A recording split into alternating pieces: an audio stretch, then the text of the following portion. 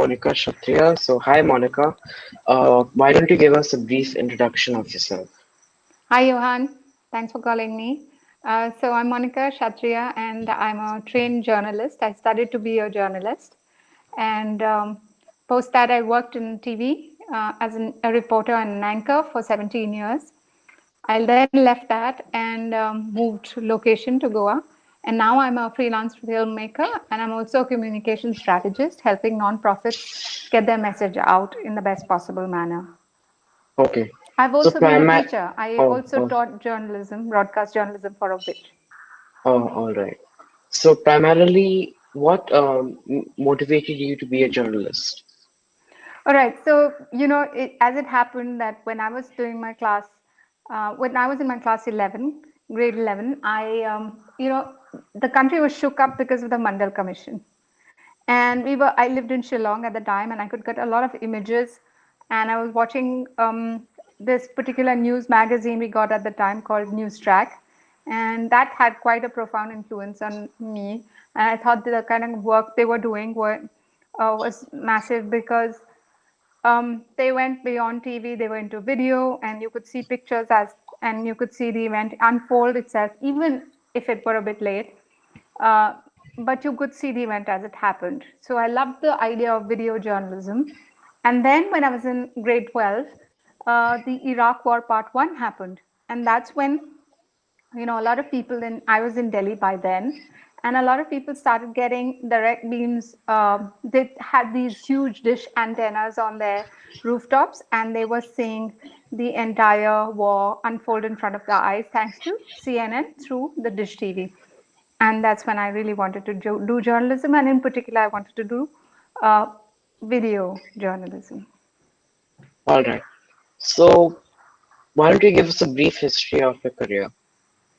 So I started off as a production assistant, and surprisingly, it wasn't so much of a journalistic role, but as time went by and I had a say in a very small company that I was working with, I started doing more and more.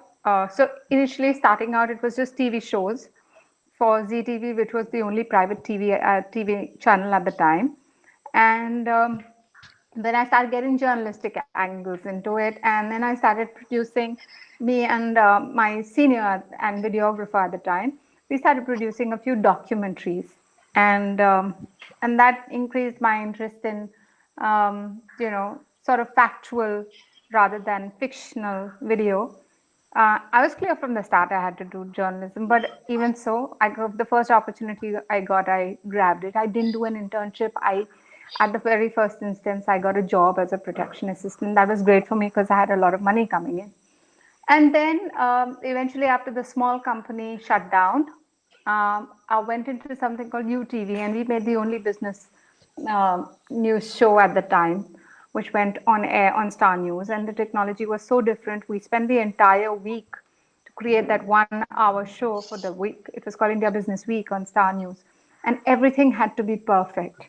So I learned the nuances of video, not just journalism, but also production, on how to get it just right. And at the time we had analog, we didn't have digital cameras or editing, and it was like a very lengthy process.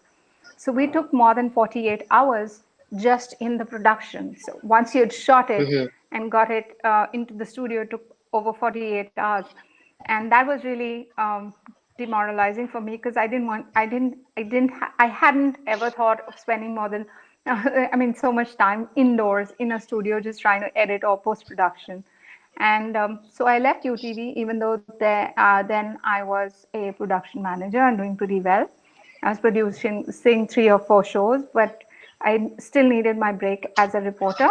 So from there, I moved on to, I started working with Karan Thapar. And that was my break into news. And so I produced shows for Karan Thapar for various TV networks, including BBC.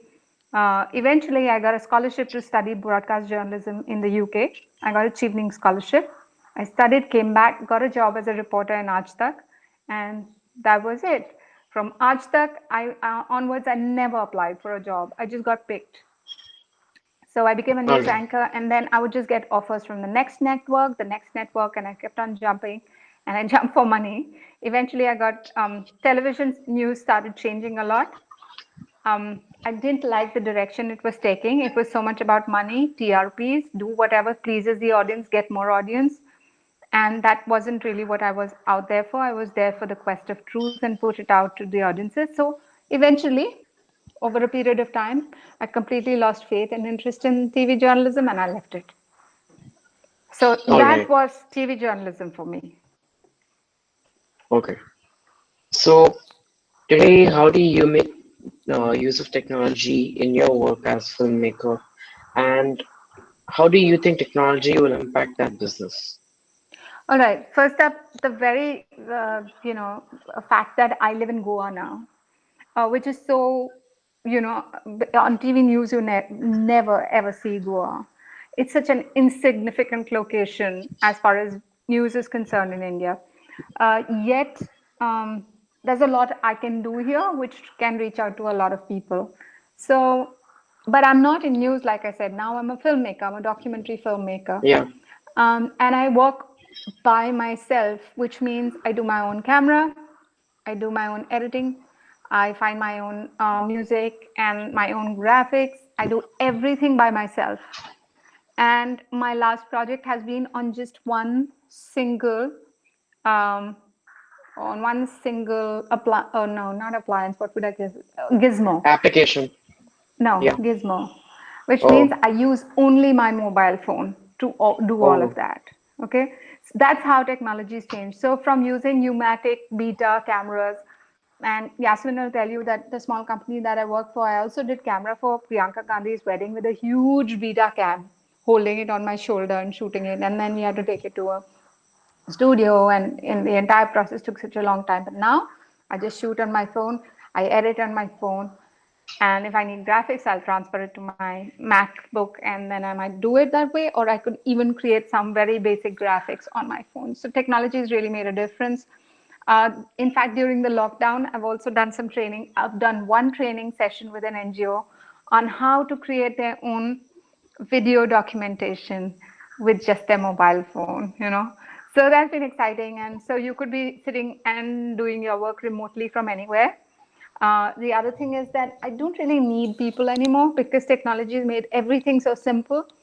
And in fact, that's what the amazing part of for your generation, that you won't have to be dependent on mainstream companies or media. You could do it by yourself and you could make a lot of money. And so you'll never be bound by you know, sucking up to a boss maybe, or you won't be bound by where you wish to live. So you could live in Honolulu and still, make your money and do your stuff.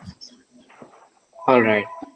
So, what guidance do you have for someone who looks to work by themselves, to do something similar to like what you're doing?